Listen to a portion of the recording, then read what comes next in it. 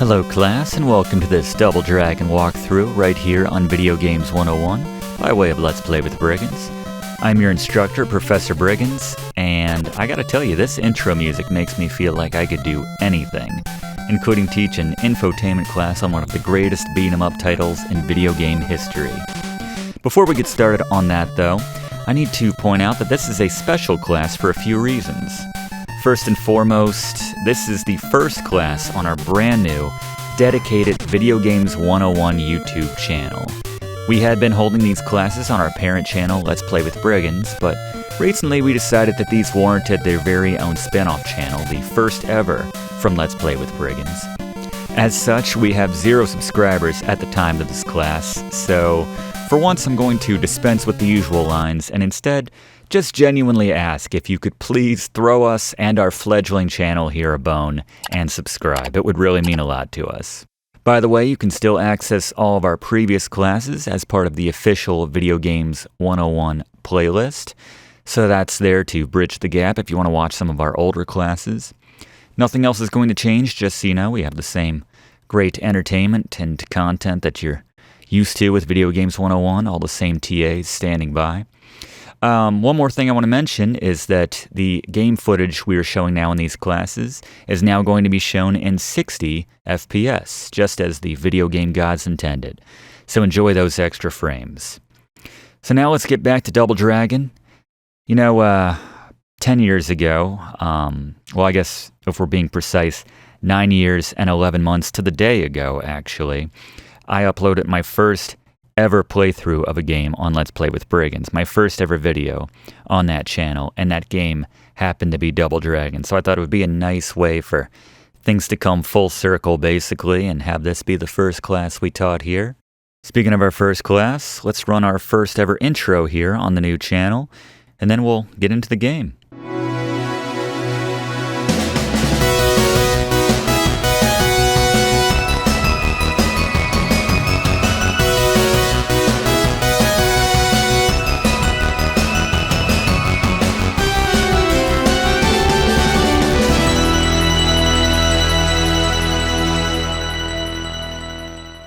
Alright, so Double Dragon, not one of the most challenging titles on the NES, but on the other hand, it's certainly not one of the easiest.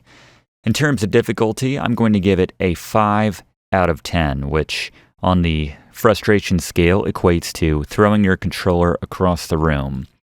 This will typically happen during the handful of pit areas in the game, the brick wall in the final mission, and kind of the final boss stretch of the game, but we've got tips for dealing with all of that.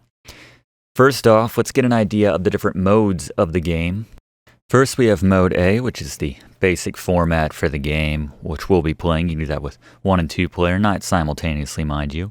Then we have Mode B, which is sort of a poor man's Street Fighter wannabe, but then again, it predated Street Fighter by quite a few years, so should give it some recognition for that. But let's get started with Mode A here. I think we'll open things off by seeing, oh wow, Marion just got punched in the gut. Man, the 80s were a dangerous time. And I'm being told by the network we need to run the PSA again. Did you know that girlfriends, princesses, even pet frogs were disappearing at an alarming rate in the 80s and 90s? Heck, even Jimmy Lee's girlfriend Marion was gut punched in the street and dragged away. But did you also know that there's something you can do about it?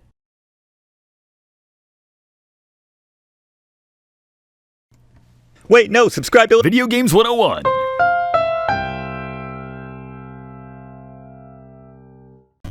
Sorry about that, gotta do that, you know, might be some kids watching. As we start with Mission 1 here, excellent soundtrack here, all throughout. Let's take a look at the controls here in Double Dragon as we get punched in the face quite a few times. We can kick with B, punch with A, double tapping a direction to throw as a headbutt. We can jump, we can pause with start. And that's pretty much all we can do right now as we take a look at the Briggs notes for Double Dragon. First and foremost, punch to level up on missions 1 and 2. Punching earns you 20 points per punch. Points earn you additional moves, so like to focus on punching as many enemies as possible in the first 2 missions, which are generally easier when it's safer to do so to get your score up quickly and unlock those moves, which Blaze is going to talk about as we unlock each one. Secondly, use the elbow move once you get it. Again, Blaze will talk about that. And lastly, engage with enemies from above them when possible so that you can get hits on them before they can get hits off on you.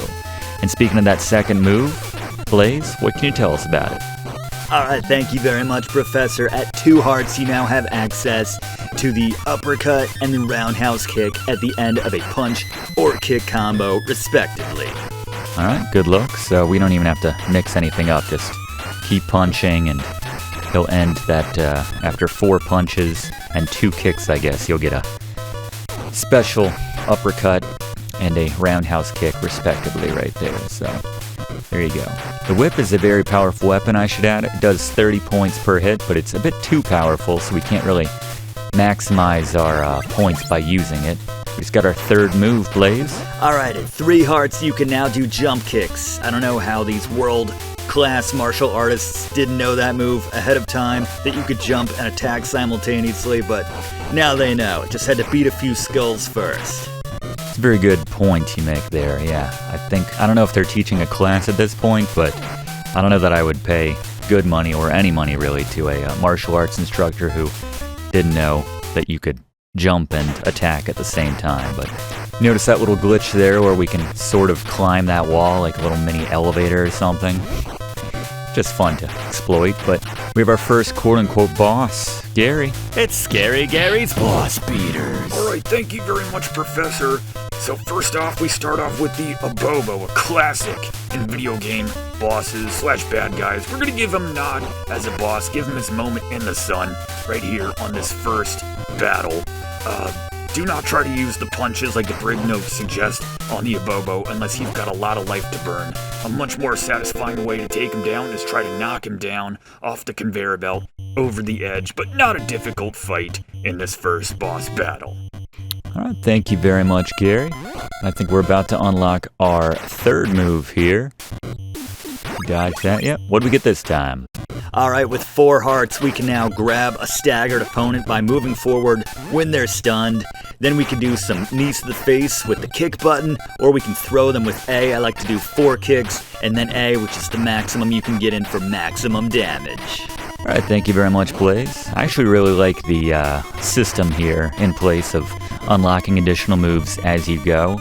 It makes the gameplay more versatile. You know, you kind of start off, it's very basic, very simple, but by the end of the game, or even this point, we have quite a few moves to call upon as we throw that guy's dynamite right in his face.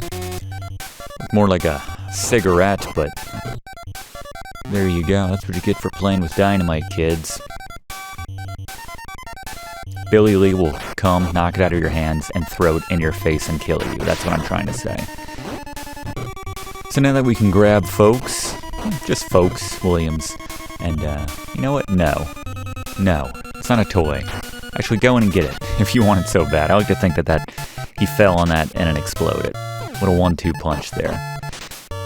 Speaking of punching, we did say that that's the best way to get points, but it's a good idea to disarm the Lindas with a kick before you do the punches. And we just unlocked a new move, Blaze. Alright, with 5 hearts, when our enemies are now on the ground, we can get on top of them and beat their faces in. Not the most honorable or respectable moves, but you can't tell me it's not effective. Hey, anything goes in this post-apocalyptic world. I think that's the setting. It's a nuclear fallout world. Not many folks have survived. That might explain the skin discolorations for some of the Abobos a bit later on, which you'll see, but we have our second quote-unquote boss. Again, we're being generous with these terms, but this one's kind of fun, and Gary's going to explain the various ways to deal with him. Gary? Boss Shintai, there are a number of ways to handle this boss battle. Fight him the old-fashioned way. My personal favorite, throw him over the edge, or, as we're going to show you, just ignore him. Climb back down the ladders, don't give him the satisfaction, and eventually, like I wish all bosses would, he just gives up and goes home. Yeah, I'd like to think that Shintai had been training for that battle for years. His whole life was leading up to that moment, and we just said, nope. Forgot my wallet, and went down the ladder and just scrolled them off. I love that. So this is a good point if you haven't gotten that 6 heart yet. That 6 heart is very important. Get your punches in here before this next section. Mind the daggers. They do quite a bit of damage to you or whoever you throw it at. So I think we might just get enough before we fight this next whole batch of Chintai, however you want to call it. They used one as kind of the end of the level boss a second ago. Now they're throwing 4 of them at us. And there it is, Blaze. Alright, with 6 hearts, we have now unlocked my move of the game, the elbow. When you have an enemy behind you, just hit A, the punch button, and you will automatically throw an elbow. Combine this with the Briggs Notes tip of moving up and down on your enemies, and you will inflict a lot of damage while taking none. Yes, it really is stupid powerful, the elbow. Almost makes you think that it was not meant to be that powerful, but then again, it is the penultimate move which you unlock, so maybe the developers had that in mind the whole time. But good trick here is to go all the way to the corner here and then grab them, kick them at length, grab them, throw them into the water, which is, you can't see, but it's right over there, very effective. So I like jumping at the top of this bridge here and then get ready to do a second jump. Usually he'll throw the dagger prematurely and miss you, but it's a good way to deal with that. You can toss these Williams in the water here. Mind the dagger once again. At worst, though, with the elbow, when you're kind of moving up and down on enemies like we're doing here with the ropers, at worst you'll trade with them every now and then. But the amount of damage which they'll inflict to you versus how much you're doing to them, it's heavily in your favor, so... These ropers, you can just do the elbow, it'll knock them down, and then you can just jump on their chests there and punch them right in the face. Elbow also very effective against the abobos. Just be sure to not get between the two of them so that they have you surrounded, because then Billy will stop throwing the elbow when he has enemies on both sides. He'll try punching the one in front of him instead, and you're gonna be in for a bad time if you try doing that, so. 4 elbows does the trick against these abobos. It's too easy, so I'm gonna switch to some kicks here. Then we'll head into the cave here. Dodge this to tactitaz, as a wise man once said. Just make sure that... dodged a bullet there. Stalactite, I should say. Just keep inching forward. Just making sure that the one in front of you isn't going to hit you back up. Normally they won't come in behind you as much as they'll be in front of you. Then with these little platforms, just get to the second one. Don't even bother jumping to that last one. We're just going to get to the edge here and then jump from there to get there. Always a good idea to jump from the centers of those platforms, because the Lee brothers have a nasty habit of falling off the edges of things if they get too close. And too close is really not that close at all if you ask me, but... So these are the last enemies in this stretch, so I'm going to switch to some punches here, see if we can't get close to the... He wasn't ready to be sat on and punched in the face yet. And now he's dead. Alright, we're going to throw it over to Fluff for our very first Fluff fact here on the new channel. In the meantime, just do as we do to get through this section, but Fluff, what have you got for us? Double Dragon's origins trace back to the mid-1980s, when series creator Yoshihisa Kishimoto was working for Data East as a game director for Laserdisc-based hardware-enabling video games like Cobra Command and Road Blaster. Dragon's Lair is the prime example of a game which utilized this technology. Rival video game developer Technos headhunted Kishimoto after these games came out, wanting to create a similar game of their own. Though Kishimoto took the meeting, he instead pitched a completely different idea, more of a conventional video game inspired in equal parts by his love of Bruce Lee's Enter the Dragon and his own days as a troubled youth. Technos liked the idea, and Kishimoto went on to create Neketsu Koha Kunio-kun, released as Renegade in the West. As an aside, Technos created subsequent games using the characters from Kunio-kun, including the excellent River City Ransom, which Kishimoto was otherwise unaffiliated with. After the moderate success of his first game for Technos, Kishimoto got to work on a follow-up, combining that same love of Enter the Dragon and a suggestion from his superiors at Technos that his next game should be a 2-player game in order to make more money at the arcade, Double Dragon was born. While it wasn't the first game of its genre, Double Dragon is frequently credited as being the game which put beat-em-up titles on the map, ushering in countless similar classics from Sega's Streets of Rage to Capcom's Final Fight. Yes, it's a formula often replicated, seldom mastered, but Blaze, final move. Alright, with the final heart, 7th heart, you now have access to the spinning roundhouse kick. If you ask me, the regular roundhouse looks a lot more spinny, but regardless, this is a very powerful move which replaces the roundhouse kick, so you could mix in some kicks along with your elbows to be pretty much unbeatable here in Double Dragon. Alright, thank you very much, Blaze. Good work today. As we're here in one of the most frustrating parts of this game, elbows cannot save us here.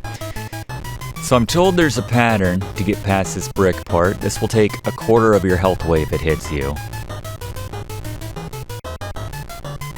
Yeah, you tell me that pattern. I don't see it myself, but let's just go and hope for the best. I always like to jump there at the end. Get a jump in there. Alright, so do that, basically. If you saw a pattern in that, bully, go for it. We'll use this pit to help us with our Chinta disposal, basically. Knock him in there, dodge all the daggers. Haven't even laid a finger on us. Look at that, 5 for 5. That might be the most efficiently I've ever disposed of all of those Chintas. We're just gonna ignore this Abobo, which is a shame considering he got all cleaned up for it. Wiped off all the, I don't know if that was nuclear fallout or just slime. I don't know, maybe it's fresh out of some sort of regenerative slime bath. A day at the spa for Abobo with those earlier Abobos. I'm not sure. While Fluff was giving us his Fluff fact, but if you're roughed up at this point after going through the ringer with those bricks, the elbows work very effectively once again against these ropers. You can knock one down and jump on their chest and get that final punch in the face, if you get the elbow in first. I've managed to get through this section while having very little health before. This last one does not want to go down. Alright, there he goes. Alright, one last little stretch before we are in the final section of the game. Careful with these Williams, these enemies here. As long as you have one of them on the screen, another one will not pop out of one of those doors, but if you do not have one, then expect those doors to open and a dude be waiting to punch you in the face, so it's just kind of dangerous with all the pits and everything. We're going to ride this elevator up. Again, a good rule of thumb, be right in the center of the platform. Little elevator here before you jump. If you get closer to the right side before you jump, you're going to move a little bit further to that side, and there's one of them right now. Just ignore him and jump to this. Yeah, you'll fall off if they're too close to the edge, is what I'm trying to say, so. If you time this right and you're efficient, you can make this jump right here, just like that. Notice the platform slows down a bit when Billy jumps on there. Not sure what they're trying to say with that, but here we are in the final stretch, just a bunch of Williams and other dudes to rough up before the last bosses. So let's get one more Fluff fact before we close things up here. Fluff? I talked earlier about series creator Kishimoto's love of Enter the Dragon. Therefore, it should be no surprise that Double Dragon's main protagonists, Billy and Jimmy Lee, got their surname from none other than Bruce Lee himself. Even some of the names of popular enemies from the Double Dragon series are derived from that movie, including William and Roper, who are two of the main characters from Enter the Dragon. Even the Linda characters are said to be named after Bruce Lee's widow, Linda Lee Cadwell. Originally named Hammer and Spike on the arcade cabinet on its initial release, the names Billy and Jimmy were established for the two protagonists with the NES version of the game, with Billy arguably being named after Lee's character, Billy Lowe, from his film Game of Death, a film which itself was the direct inspiration for a game we did a recent class on, which I pointed out at the time, Kung Fu, another beat-em-up classic. There you go. You can check out the official Video Games 101 playlist right down there in the description of this video to see all of our classes, including Kung Fu. Again, nothing new here. We're not reinventing the wheel. We're just putting a bunch of elbows in a bunch of dudes' faces, or ladies' faces, as the case may be with these Lindas, who go down with one elbow to the face, which is nice. No additional attacks are necessary there. We want to conserve as much health before the last two bosses here, and it's time. Gary. Boss beaters. Alright, Willy. This is the exception to the elbow rule. Do not try to elbow Willy. He will respond by shooting you in the spine. Instead, always attack from above and use the kick. ABK, remember that acronym. Always be kicking. If you can grab him, get in those four kind of knees to the face and then throw him like Blaze covered earlier. But that is the best way to do it. If you get too high, go back down to the bottom. Don't try to come up from the bottom. And then when he's weak enough, straddle him and punch him in the face. Yes, you can do that to Willy. Yeah, it takes a lot of patience to whittle down Willy here. But it's better than getting impatient and getting shot in the face. And here we go. Final boss, Gary. Alright, your own brother was behind all of this. Only attack from above, similar to the strategy with Willy. In this case, elbows are back in play again. You can always trade the elbows for like his jump kicks. You just keep throwing them. A lot of times you will trade. His attacks will not do nearly as much damage as your elbow. So assuming you have more than a few meters of health, this is a good way to take him down before too long. But note that, like Willy, kicks are safer, so it's really up to you, but after you've worn him down enough, congratulations, you have beaten Double Dragon. I thank you very much, Gary. Yeah, this is another marathon, certainly not a sprint. Just do the trades, but can you believe it? Our own brother betraying us over a woman. And she had a sister, too, if he had only asked. Noiram, I think her name is, actually. That's a little joke for all of you Sacred Stones fans out there. Double Dragon 3. DD3. Jimmy doesn't seem to know the elbow, which is fortunate for us. Never learned that move. Too busy betraying us and apparently running this gang of enemies with Willy. What's up with that? How did we miss that? He told me he was going to racquetball every day, but there you go. Never trust your brother. No, always trust your brother. What am I saying? Don't trust Jimmy. Not sure what's worse now that I think about it. Jimmy being the head of some underground evil gang of thugs who hatched a plan to kidnap Marion, my girlfriend. Or in the arcade version, when you work together to save Marion, and then you have to basically duke it out and kill one another, and the survivor gets Marion. And speaking of which, would Marion even want to be with whoever the winner of that battle to the death for her affections was, or would she just be scarred and say, I'm gonna live with my mom for a while? Anyway, we beat the game. And why is Jimmy's vest just hanging there in Marion's room? Man. And she told me she was allergic to cats. I think you know somebody. And don't think I forgot, we updated the trope list. This is a very big one right here.